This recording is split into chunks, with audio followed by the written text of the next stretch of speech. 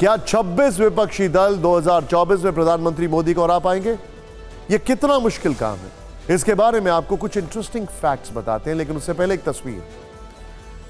राजनीति में संकेतों का बहुत महत्व है। कई बातें इशारों में कह दी जाती हैं और इशारों में ही उसका जवाब मिल जाता है। ऐसे में कुछ इशारे आज बेंगलुरु में देखें। इन इशारों में क्या असली पिक्चर छिपी है?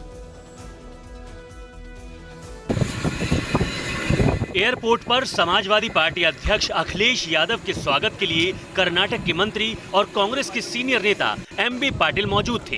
एमबी पाटिल ने अखिलेश यादव को शॉल ओढ़ाया, माला पहनाई। फिर बारी आई कर्नाटक की ट्रेडिशनल टोपी पहनाने की। अखिलेश अपनी पार्टी की पहचान लाल टोपी पहनकर पहुंचे थे।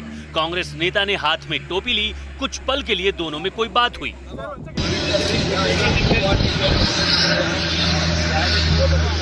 अखिलेश के हाव भाव से ऐसा लगा जैसे वो लाल टोपी उतारकर कांग्रेस की दी टोपी पहनने से झिझक रही हैं।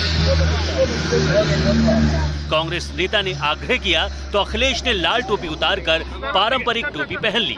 ये सब कुछ 10 सेकंड के अंदर हुआ, लेकिन 10 सेकंड का ये वीडियो बता रहा है कि विपक्षी एकता के लिए क्षेत्रीय शत्रुओं को कैसे कैसे समझौते करने होंगे। यही स्थिति पश्चिम बंगाल में भी है।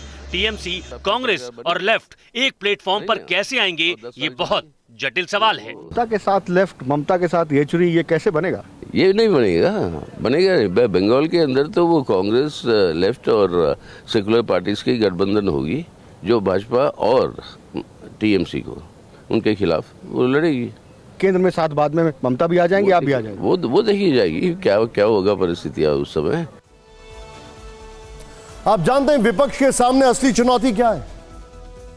यह बताना कि वो एक साथ क्यों आए हैं, एक साथ चुनाव क्यों लड़ना चाहते हैं, मोदी को हराने के लिए या जनता के लिए?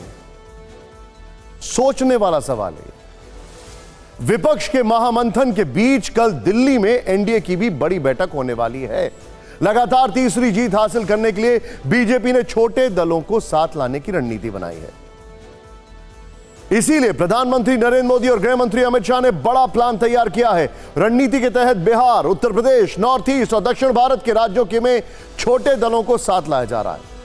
ऐसे दलों को भी एनडीए के साथ जोड़ा जा रहा है जो बीच में साथ छोड़ गए थे।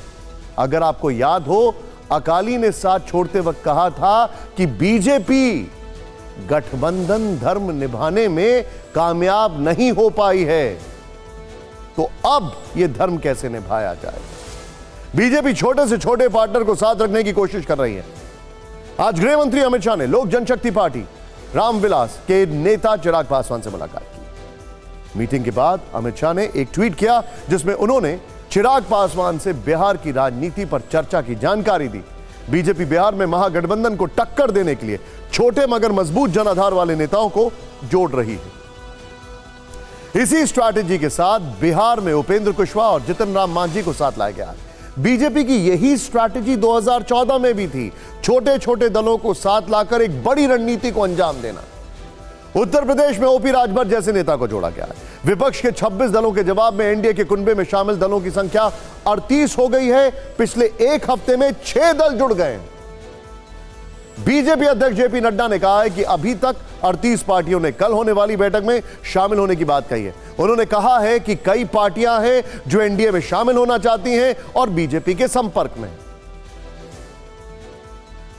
38 पार्टनर्स कल इस मीटिंग में पार्टिसिपेट करेंगे, जिनकी कंफर्मेशन आई है। अब तक यूपीए का सवाल है और ये जो ऑपोजिशन के अलायंस है, ये भानुमति का कुनबा है और कहीं का ईंट कहीं का रोड़ा, भानुमति ने कुनबा जोड़ा, इस तरीके का ये अलायंस है।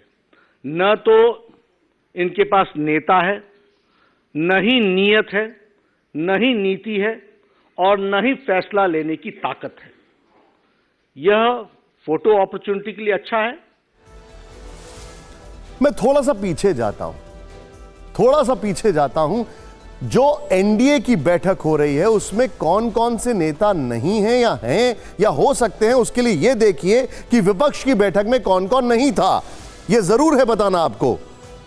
तेलंगाना के सीएम के चंद्रशेखर राव, आंध्र प्रदेश के सीएम जगनमोहन और आंध्रा के पूर्व सीएम चंद्रबाबू नायडू के साथ ओडिशा के सीएम नवीन पटनायक विपक्षी बैठक में नहीं थे, तो क्या वो भी यहां पर फुल फॉर्म में साथ नजर आ सकते हैं?